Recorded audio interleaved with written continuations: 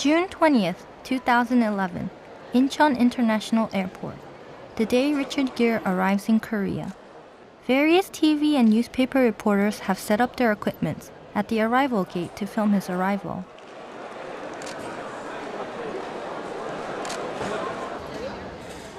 It is the first time that the internationally acclaimed Hollywood star, Richard Gere, and his family visits Korea.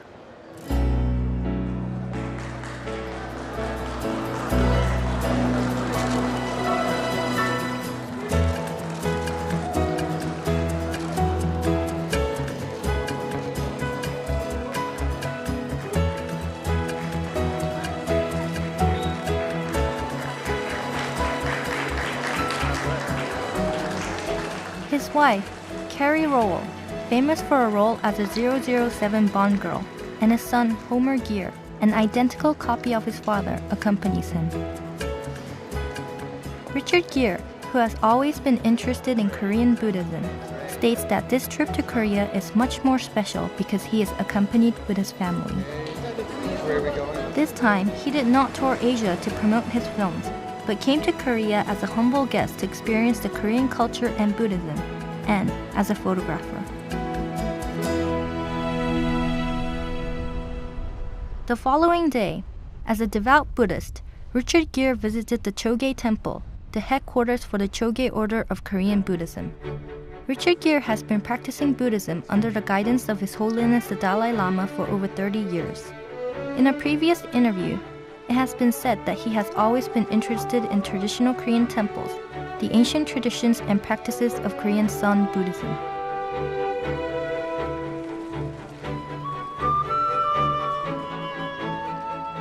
He came to the Dharma Hall to prostrate to the statue of Buddha.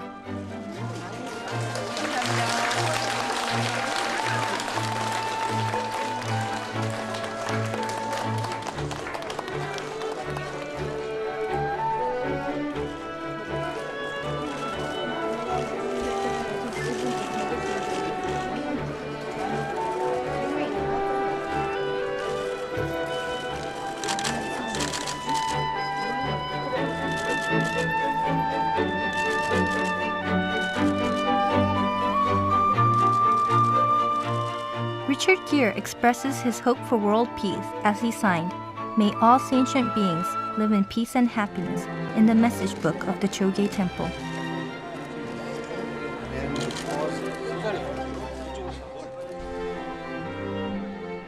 After his private audience with his teacher, the Buddha, in the Dharma Hall of the Jogye Temple, Richard Gere and his family met with the head of Jogye order, Venerable Chasung. My wife, Carrie, is the head of the order. My son, Homer. Come over, say hello. Very good looking. Yes. And this is for you. And this is from humble visitors who have come from the U.S. This is our first time in Korea.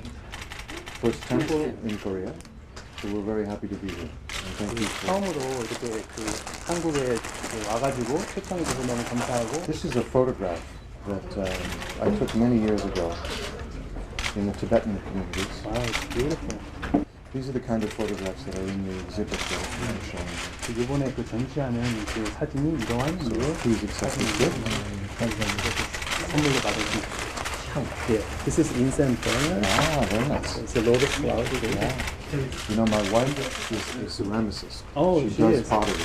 그럼 요 모양들 한번 see if you can, make this shape. No, I'm not that good. That's very beautiful. Yeah, this is wonderful. Yeah, this is you stick. 하나만 is it on the outside? Your own, buddy. 나갈 때 드린다고. This is Korean style. Thank you. Yes. So how many beads are being sold? So I just want to point it out that the three marks here is the symbol of Jogye order, I see. the Dharma, the Sangha, and the Buddha, Dharma, and Sangha. Yes. And then the other side is the name of the president. Oh, great. Yes. Okay. Affinity. Thank you. Even though it was a brief meeting, it served as a wonderful opportunity to introduce the beauty of Korean Buddhism. Moreover, it was a meeting in where all participants transcended race and nation and felt genuine friendship within the gentle gaze of our common teacher, the Buddha. After the meeting, Richard Gere visited the Central Buddhist Museum located within the temple. 현재 가장 시대가 올라가는 그런 고려 사경으로서는 1006년에 만들어진 경전도 남아 있습니다. We have one of the oldest. He seemed very delighted to see the Lotus Sutra of the 11th century. Richard Gere was unable to take his eyes off the ancient Buddhist history and cultural legacy of Korean Buddhism, as he discussed the various differences of Tibetan and Korean Buddhism with the accompanying monks. His eyes sparkled as he submerged himself in the Korean Jogye order's Sun Buddhist culture.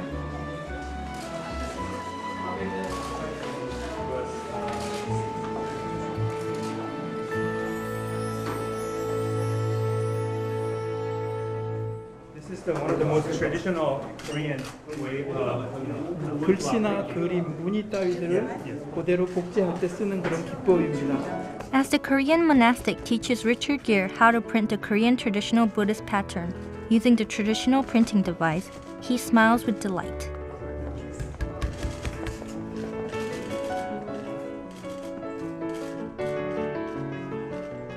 Well, this was also very auspicious, as I was saying before, to be here in a Zen temple, because my first teachers were Zen. So my first introduction to Buddhism was through Zen. zen 전통이 있다는 것을 들었습니다.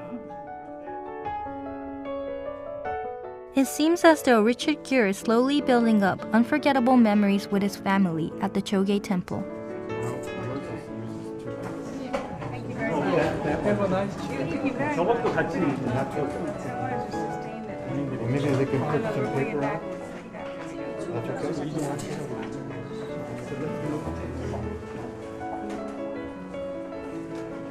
Thank you.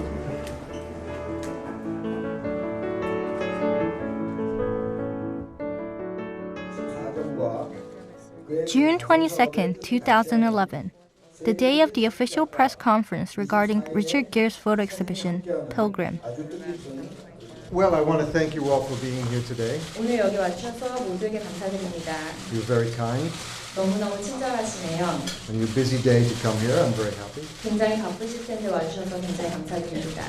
I think it's impossible to look at these photographs and not realize the extraordinary suffering of the Tibetan people. But I think when you see these photographs, you have to be aware of the political situation there to understand really the depth of where I was coming from in offering them in this exhibition. After the press conference, Richard Gere makes his way to the gallery where his works are exhibited. 1, 2, 3. To shed light upon the Pilgrim exhibition, Korean actor Yoon Jung-hee accompanies Richard Gere.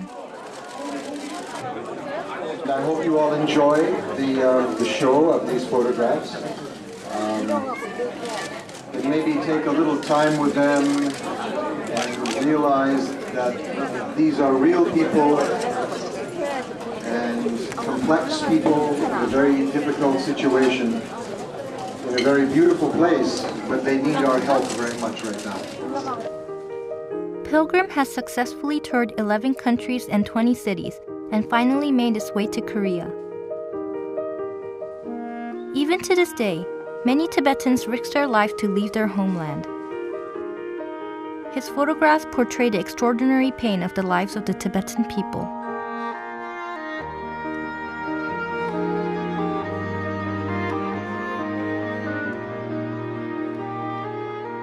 Richard Gere captures the purity of the Tibetan people and the beautiful landscape of Tibet.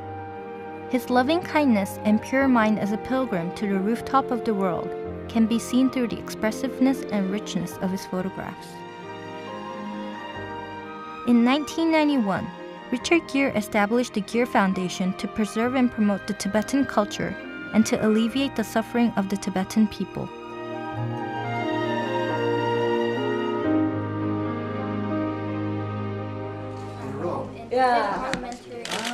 Even with his busy schedule, Richard Gere accepted BTN's offer for an exclusive interview.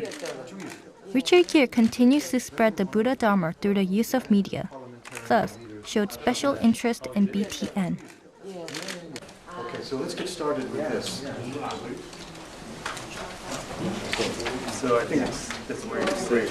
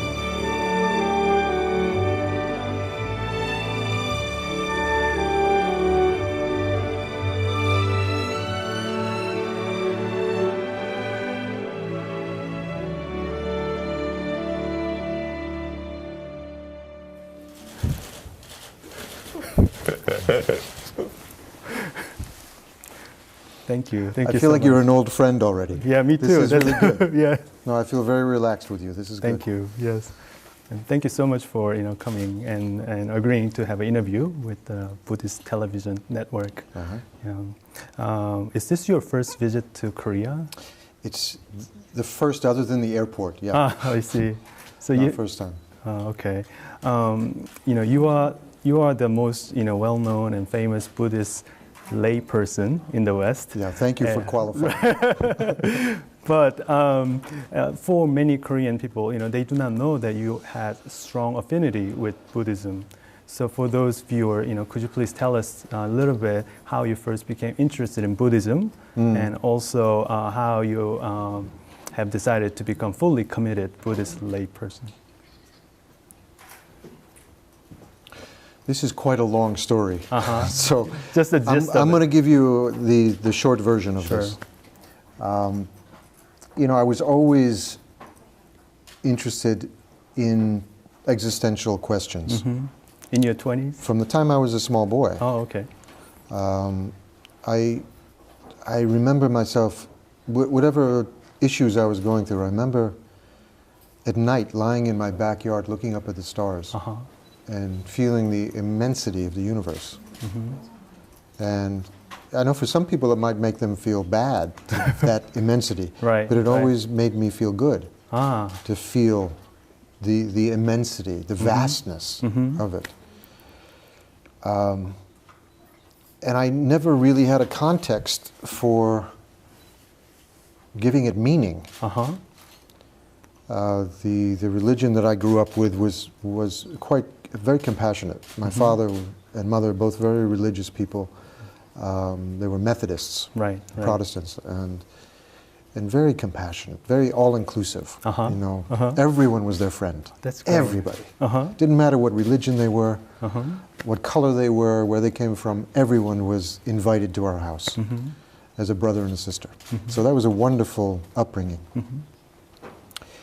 But I do remember that as I became a late teenager in my early 20s, that the question of the nature of existence, the nature of self, the nature of identity, the nature of consciousness were questions that I had. And my explorations took me directly to Buddhism. Because of course that's what the Buddha was trying to discover for himself. Was what am I? What is a sentient being? What is the universe? What's reality? As the Dalai Lama says, and any other great teacher, all these religions are wonderful as long as they're based on love and compassion. And the specific personality type that I was, I think, has a great affinity for Buddhism.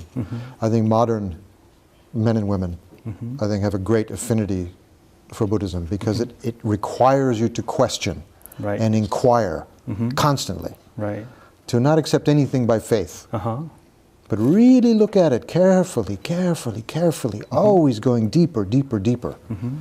So in and I Buddhism, find that very modern. Yeah, it's, especially in Buddhism, it's not necessarily a bad thing to have a doubt. No, doubt is important. Right. Yeah, to not accept. Right. But really to listen to the inner self that is always questioning. That's right. Always questioning. When I know in in your form of Buddhism, Chan Buddhism, and I forget what you call it here. Son Buddhism. Song. Song Buddhism. This question of doubt becomes very important. That's right. I call it a dissonance. Uh-huh. The dissonance between what you feel in your heart, deep inside of you, and what your senses tell you. The surface reality, surface consciousness tells you. And there is a dissonance. That's right. You know, it's not the same thing. Right. The surface reality is very, very thin and unreliable. Yeah. That deeper sense, the deeper wisdom inside, you know, is something that you can always trust. And like, what kind of daily, Buddhist practice have you been doing? And have you ever thought about being a Buddhist monastic? To being a monastic? Yes. Yeah. I think everyone kind of has a romance with Buddhism that they're going to become Milarepa. Right. Right. And I'm going to find a cave, and I'm going to find my Marpa. That's right. And, my teachers. And that's it. That's what I'm going to do the rest of my life, and become enlightened. Of course, enlightenment is very difficult. Right. And the more one realizes how far one has to go. Right. And the tricky part is the more you try to pursue enlightenment, the farther you get. So it's really... It's humbling. Yes. But it's a good kind of humbling. And yeah, I think at a certain point, we were talking about this the other day, about this movie that I made, Hachiko. This sense of, in the end, you just have to do the practice without any expectations whatsoever. A certain amount of trust, because you can witness your mind starting to change. And if it's not really the mind itself changing, it's that you are able to penetrate layers of mind, layers of consciousness that are more truthful. They're closer to reality. And you can see this in the days, months, years, decades of meditative practice. Yes. You can feel that happening. Right. And as that happens, of course, there's more patience, there's less anger, there's more real sense of empathy and sympathy for other beings. I think it emerges naturally in the process. But it is humbling to realize that you can't be thinking, I'm going to be enlightened tomorrow. Right. Or the next session of meditation, I'm going to leave my body. Right, quick enlightenment. No, this doesn't happen. Right. So what particular practice have you been doing? Well, the Tibetans are my teachers. The Dalai Lama is one of my teachers, but I also have 20 other teachers. And the form is tantric, highest yoga tantra, it's called. The basis is Mahayana Buddhism, definitely Mahayana. It's very specific practices that have to do with recitation and visualizations, but also non-conceptual as well. So in some sense, through deity practice of conceiving, deity yoga, yes. Conceiving a deity in its perfect form. And I don't know how much to talk about Tantra in a show. So like how many like Wang or the initiation have you received? Many. Okay. Okay. Do you think, being a Buddhist or... By the way, I don't know much about this. Okay. So I don't want to be presenting myself as any kind of a master or a teacher. Okay, got it. I'm a student. Okay, good. And a very humble student. Okay? Okay. Does your Buddhist practice help you to become a better actor in any way? Is there any correlation? I never think of it that way. It's not, I suppose, everything in life becomes more open. I think more rich, more subtle, more perceptive. So of course, your work, or creative work especially, whether it's acting or music or whatever it may be, I think probably gets better in the process. Maybe more generous, the emotions and ideas maybe flow a little bit easier. You don't have to push or work so hard. Struggle. Yeah. Okay. Do you have any favorite passage? We talked about yesterday about Nagarjuna and Madhyamika. And is there any particular philosophy or passage in a scripture that you recite or remember? Oh, there's so many. But There's look, so many. to me, the constantly being reminded of my bodhisattva vows, Mm-hmm. I think it's probably the most important part of practice of setting the motivation very clearly.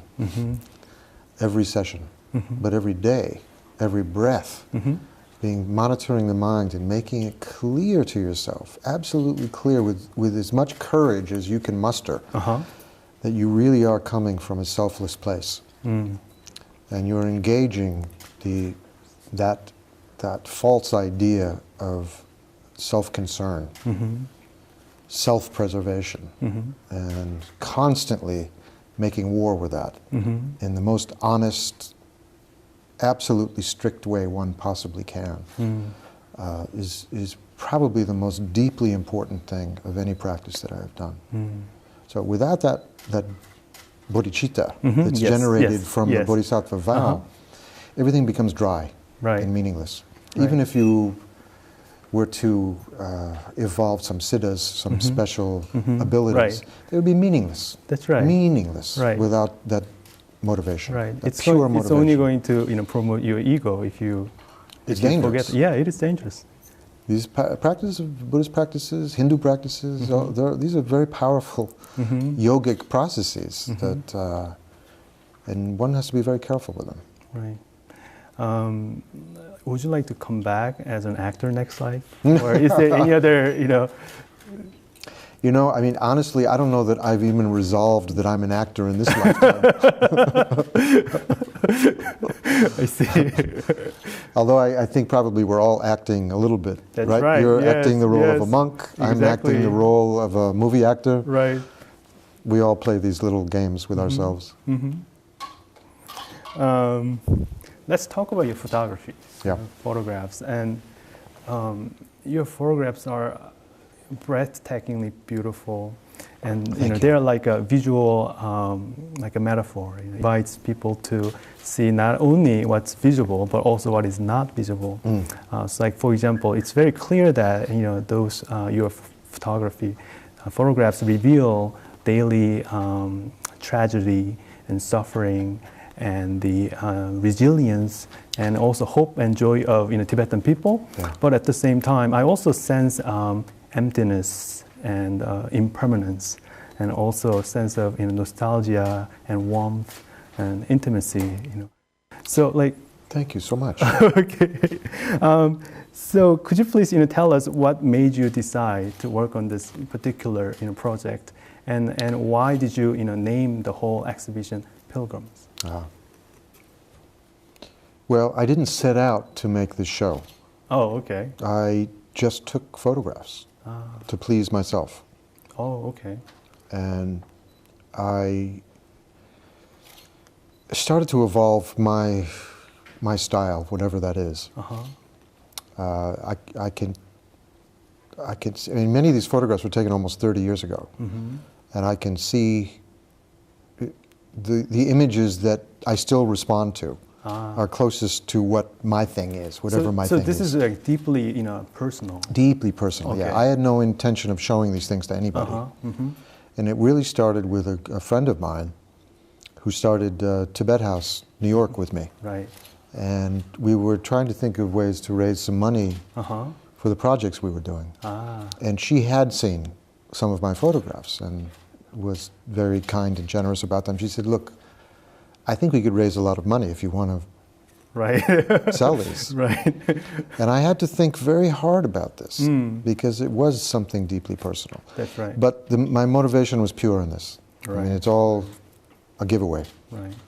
And it was all for my Tibetan brothers and sisters, but also for anyone else who looks at them.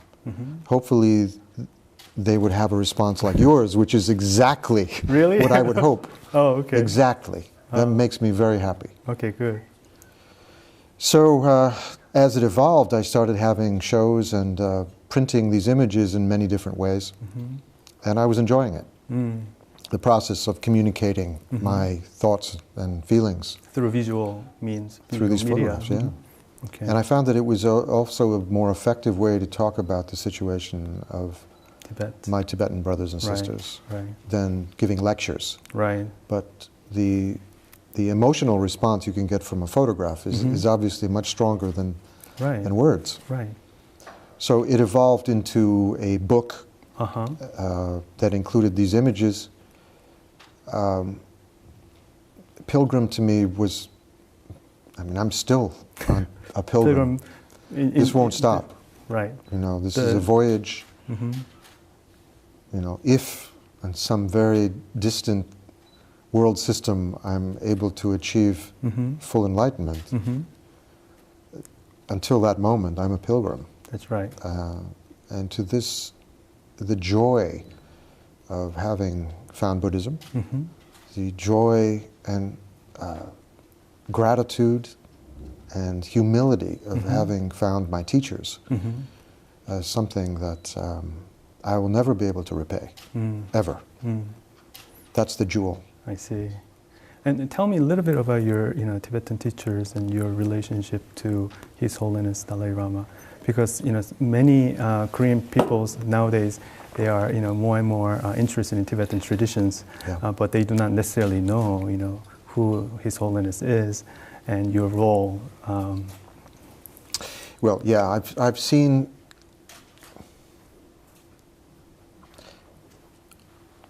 As with any religion, whether it's Christianity, Buddhism, Muslim, whatever it may be, one must be very careful. There are teachers who aren't real, who they're charlatans, or they're only half knowledgeable, or they don't know how to teach. There can be many problems with teachers. And in the West, we've had a big problem this way of embracing teachers who are not qualified. And I think that probably is a problem in the East as well. Yes, definitely, yes. And I think maybe specifically with Tibetans, there have been some that were not qualified. The reason I say this is that with the Dalai Lama, here is someone who is supremely qualified to be a teacher. And having been around His Holiness for close to 30 years now, I can testify that he is a completely qualified and generous and skilled teacher. Extraordinary. And the number of people who have been touched in a positive way by him is amazing. He's really one of those special beings. Right. I remember when I first visited in Dharamsala, I had brief audience with His Holiness. And I noticed that people who had, one-on-one, like eye contact with him, some of them begins to cry, and some of them begins to laugh, and they cannot explain why they are, right? And they are deeply, they are deeply happy, and they can sense something, that truly touches. That's bodhicitta. Right. You're sensing bodhicitta, that really deep, deep commitment. It's very rare in our lives that we're ever with anyone who only wants your happiness. Right. We all have agendas, don't we? The only agenda someone like the Dalai Lama has is for you to achieve happiness, and ultimately to achieve enlightenment, freedom, liberation is the greatest happiness, and ultimate liberation, Buddhahood. His only reason for being on this planet is to move us closer to that. Right. And you feel that. You don't feel it with your head. That's you feel it here. Right. In your emotional center. So that's why people laugh and they cry. Exactly. Yeah. Some of your photos that I see, it has many. It has a narrative within, I feel. Yeah, I think you're right. Yeah, could you please tell us any interesting episode or? Well, there's. I come from the world of drama. I tell stories. Right. And that is the kind of art that I like. I really don't like abstract art very much. I can appreciate it, but it doesn't, unless it's extraordinary. Like someone like Jackson Pollock, for instance, touches me deeply for some reason.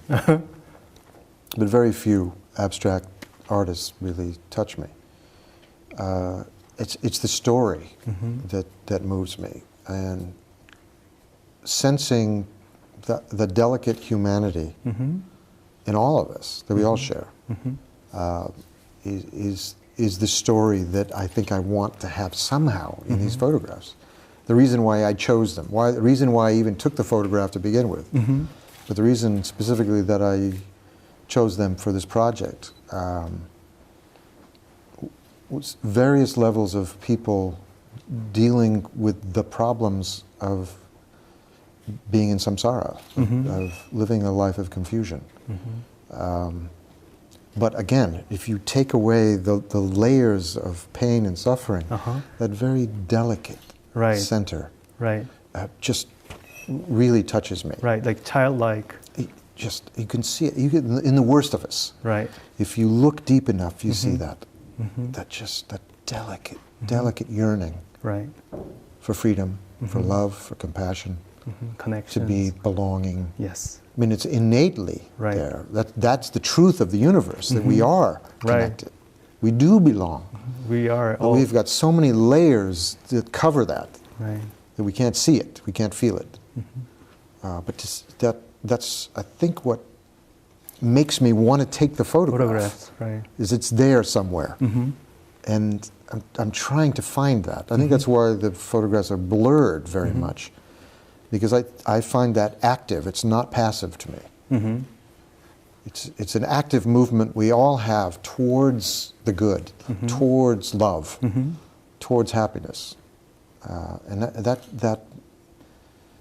I suspect, I have a natural suspicion of photographs that are perfect. Right.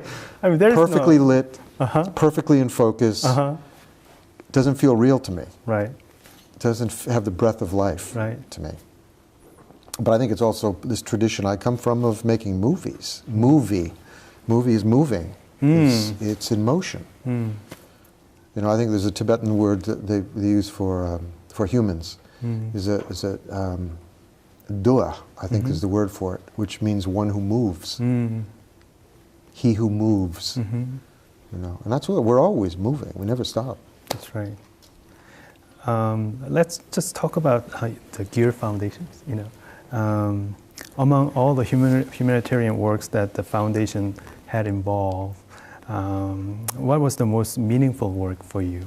And tell us, you know, generally, you know, what it is, and for Korean audience. Well, the foundation, I started kind of reluctantly. Oh, okay. Because I had already started Tibet House and a few other organizations. And I was very happy with some of the things we had done, many of the things we had done. I found them a little bit cumbersome. So I found that I could move quicker if I had my own foundation that I controlled completely. Then if something was needed, I could get the money there, get the energy there very quickly. Right. So that was the original impulse. As to the works we do, obviously anything to do with Tibetans and with Buddhism in general, we tend to get involved with. Anything to do with human rights, we tend to get involved with. With civil rights, we get involved with. With health issues, we get very involved with. Education, we get involved with. These are disaster relief, very important things to me. Anything, because of the way we set up the foundation, really anything that touches me, and I have the resources to help, I can go there. Ah, I see. I often think about the things that maybe have been the most effective that I've done. And I think the work that we did with HIV/AIDS, specifically in India, did make a huge difference. I was involved with the AIDS crisis from the early days of that in New York City. And I think what we learned and the mistakes that we all made and the mistakes we allowed our government to make at that in the point. 80s. Terrible time. Right. Terrible time for the homosexual community. Terrible time for just anyone who was sick with this disease. It was terrible. And something we should regret and feel very sad that we did in America. In any event, I think we learned a lot from that. And I felt it was important that I helped India through that same crisis. And make sure that they don't repeat the same mistake that We could go way past. Right. I mean, they had no health infrastructure. So, and great prejudice, right. sexual prejudice in That's India. right, yeah. I think that's probably true in much of Asia. But India was could be very, very conservative about these things. Even doctors were horrible to people who are Really? HIV positive. Wow.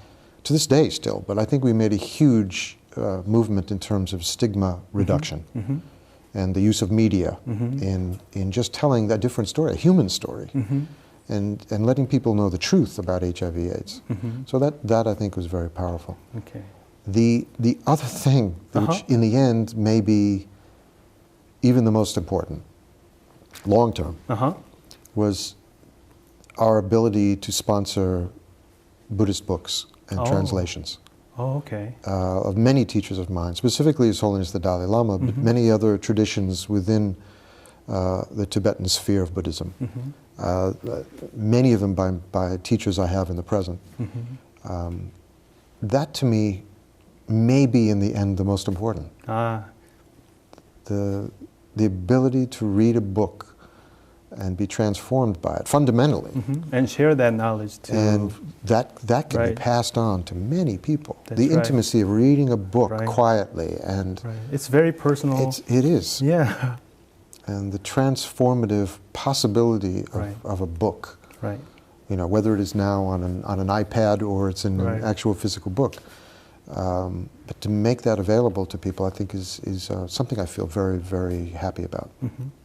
You know, unlike Tibet, where Buddhism happened to be the dominant religions, the Korean people have several options when it comes to choosing one's own faith. Although many peoples are very respectful of other people's faith, but unfortunately some peoples are not. So I wonder, what can both Buddhists and Christian do to promote mutual understanding, and also to eradicate sort of like narrow-minded religious fundamentalism? Look, this exists in Buddhism as well. I know. I mean, this is crazy. That's why I include Buddhism too. But it is crazy. Yes. I mean, it's like I certainly have seen attitudes from one school of Buddhism to another. Oh yes, absolutely. Thinking that they don't know anything. Right. They're lower than us. Right. Even though it's all about compassion. Of course. I mean, it's so ridiculous. When I see this attitude, the Mahayanas to the Theravadins and the even within one even with the tradition. Mahayana, I mean,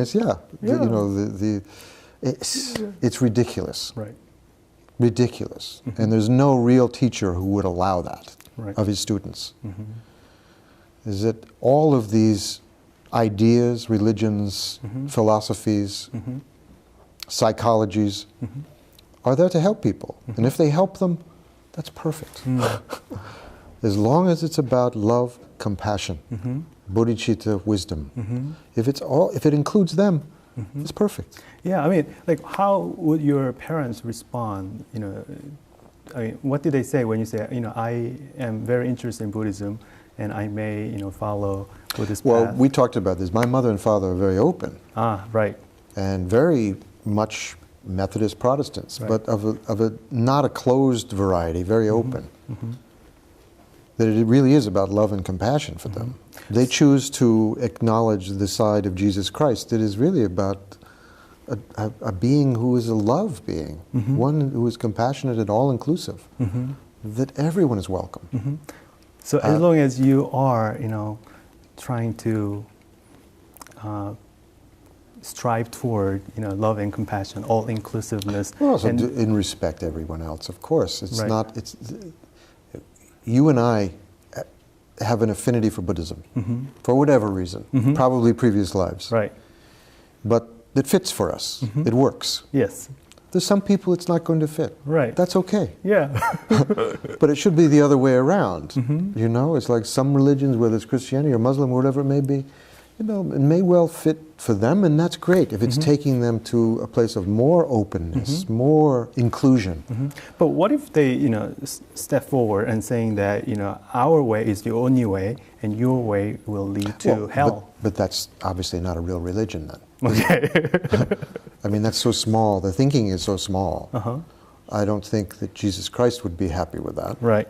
I don't think Muhammad would be Right. happy with that thinking. I don't think, The Buddha. the Buddha, of course, Yeah. would not be. Yeah. It's like there are 84,000 possibilities from the Buddhist point of view of teaching Dharma, teaching the truth.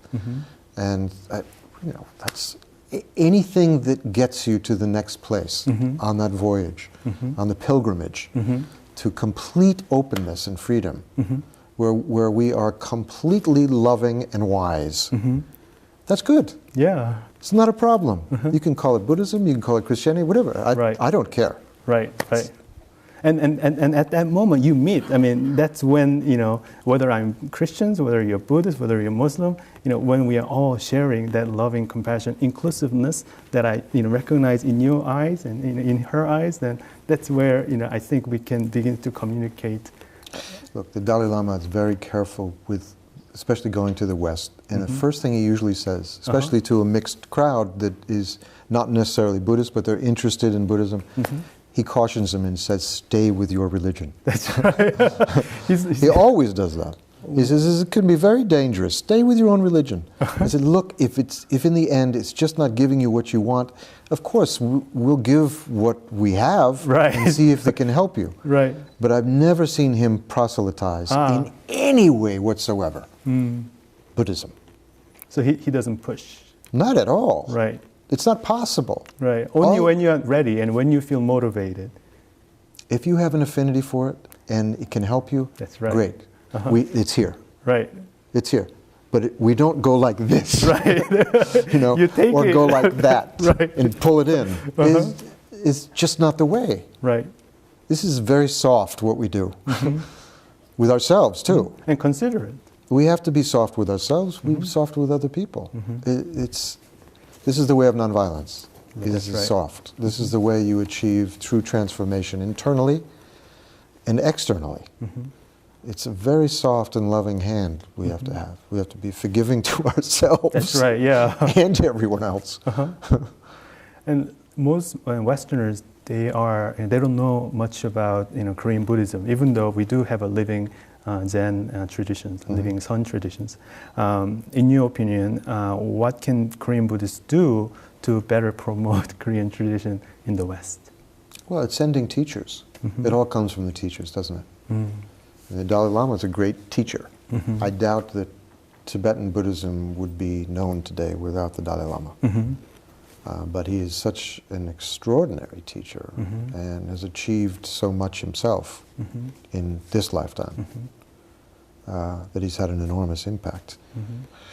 But other Tibetan teachers also who have gone to the West, who've gone to other places in Asia, have had enormous impact. It comes from the teachers. Right. But it's not even necessary. I don't say that in terms of, Korean teachers have to go around the world. If they feel like it, right. Part of their motivation to do it. If there's affinity, that's great. Right. Yeah, it's not necessary. Right. It's not necessary at all. I was looking at one of those, the large book you had on temple stays. And obviously you used pictures in there that had Westerners right. That were practicing here in Dharma centers here and temples here. It's hard to know the resonances of that kind of thing. But one student who ends up having an experience that takes them to the next place in a Korean temple, and that resonance, it can go through generations of that one person who's been touched. Right. So I think this openness that you and I discussed already of inviting in a very loving way and a very aesthetic way. That's a beautiful book of the aesthetics of coming to a Korean temple. The great meal that we had yesterday is something I won't forget. I think this speaks to the modern mind and the modern heart in a very profound way. Have you studied the Heart Sutra? Like to what extent have you engaged with? Well, His Holiness has given many commentaries on that, and I've read many commentaries on that. Like, do you have you learned to apply some of those philosophy of madhyamika or emptiness to your daily life? Yeah, I mean, these are profound things that a beginning student like myself. You are beginning students? Absolutely. After 30 years? Absolutely. I mean, it's an extraordinary look. And we're also a beginning culture, too, in the West. So in a way, we're still the pioneering generation. You know, I'm 61. And it was only in the 1950s, where I was just a small boy, when the beginnings really of Buddhism were taking hold in America. So this is really still the first beginning, maybe, of the second generation of Buddhist students. So we don't have much maturity in this area yet. It hasn't settled. You know, I think Korean Buddhism, I'm sure, is much more mature in the depth of their knowledge and the way it's integrated into every part of your life.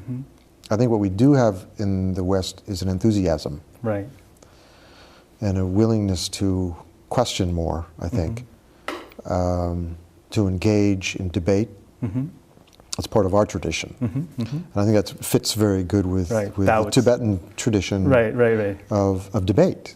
Of, you know, let's hammer it out. Let's see, let's unpack the concept and find a way to use concepts, words, language to approach shunya. Very difficult, obviously, almost impossible to explain. But there have been great teachers who've tried. We talked about Nagarjuna and Chandrakirti and Shantideva, the great teachers of my tradition, which I'm sure are important to your tradition as well. Yes. You know, what are some of your future goals as a Buddhist and as an actor and also as an artist? And also family. I mean, family and dad. Family to me is in this life probably my major responsibility, and I take that on with great joy. I love being a father. I love being a husband, and the challenges of that are real, and very in line with what I would want to achieve as a serious Buddhist. That more compassion, more sense of genuine universal responsibility, more sense of real love and concern. In the context of a family, what better place to genuinely start to develop those things. And then obviously move out from there. If you can go past that kind of biological unit into the visionary unit of all sentient beings, with that same kind of fervor, same kind of commitment and emotion. But it really does go out to everyone in layers, not only in this universe, but all other universes, and outside of time, past the three times, past, present, and future, and then even outside of the three times. This is why we incarnate. This is why we're here. Lastly, is there any final message that you want to give it to our Korean Buddhist viewers in general? You know, I don't know Koreans well enough to have that direct communication, and I would wish that this is the beginning of my experiences with Korea, and I'm open to learning so much. One thing as I get older, I realize is that this sense of being a beginner at all times is really important. Yeah, beginner's minds. It's really important in everything. As an actor, as a Buddhist practitioner, whatever it is, what am I doing? Every day there's so much to learn, so much. Okay. So the last question is the Buddhist television network is in the early stage of creating Buddhism-inspired cable channel network in the U.S. And His Holiness Dalai Lama has blessed us with his acceptance as honorary patron of BTN World. Yeah, that's great. So could you please, give a short message or encouragement and blessing for this meaningful project? Buddhist Television Network World. What a great concept. If the motivation is pure, which I'm assuming it is, this can have an enormous positive effect on not only this planet, but other planets as well. this can be a really wonderful thing. And there's an enormous amount of material, you know, from already now a century of teachers. That's right. Yeah. Of films that and videos that have been done that can now be shared with everyone. I mean, that's pretty extraordinary. So I wish you, you know, lots of luck and Godspeed, as they say. That this be really of value to all of us. Thank you for doing that. Yes. I would like to thank you one more time for, you know, coming to having an interview with us, and please, you know, have a pleasant stay in Korea. Thank you so much. Thank you. Thank you.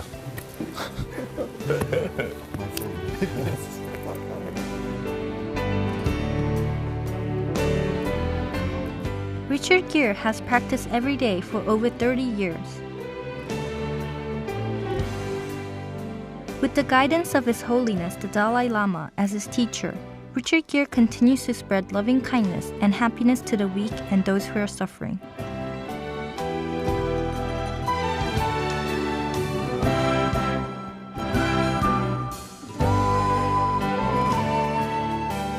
As he wrote in the message book, "May all sentient beings live in peace and happiness," Richard Gere continues to spread the Buddha Dharma through loving kindness.